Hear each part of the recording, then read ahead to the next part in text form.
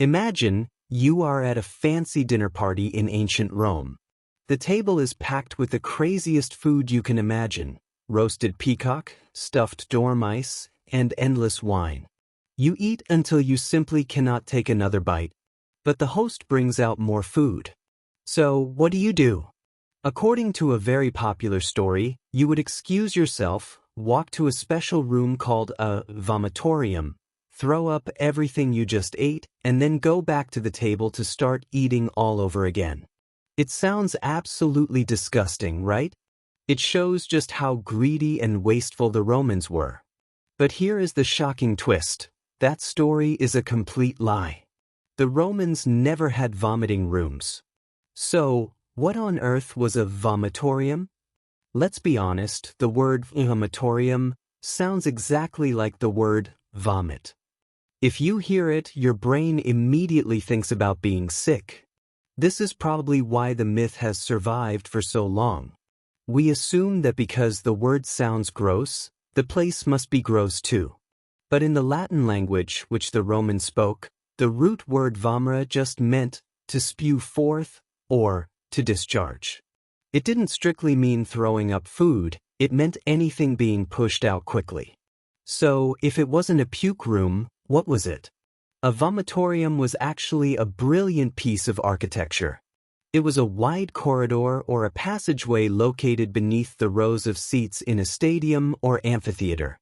You know how when you go to a big football game or a concert today, there are big exit tunnels that let thousands of people leave the stadium really fast? That is a vomitorium. The reason they called these exits vomitoria is actually kind of poetic. When the show at the Colosseum was over, thousands of people would flood into these hallways to leave. From the outside, it looked like the building was spewing forth people into the streets. The building was vomiting out the crowd. It had nothing to do with stomachs and everything to do with traffic control. In fact, Roman architects were geniuses at this. They designed these buildings so well that a stadium holding 50,000 people could be emptied in just 15 minutes because of these effective vomitoria. So, if the Romans didn't use these rooms to get sick, who started this rumor? Writers, including famous ones like Aldous Huxley, misunderstood the term.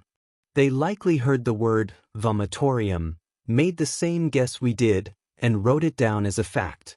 Because they were famous writers, people believed them, and the lie traveled around the world.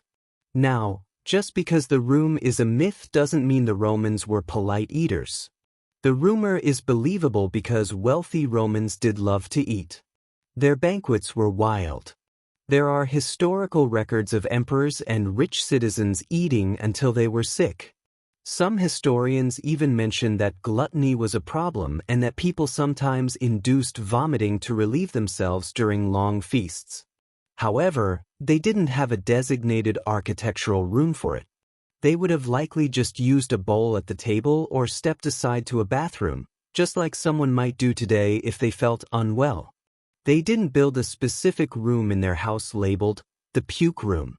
So, the next time someone tells you that Romans were so gross they built rooms just for throwing up, you can correct them. You can tell them that a vomitorium wasn't a sign of Roman greed, it was a sign of their amazing engineering. It was the reason they didn't get stuck in traffic jams leaving the gladiator games. It is funny how history changes just because one word sounds like something else. If you enjoyed busting this historical myth, make sure to hit that like button.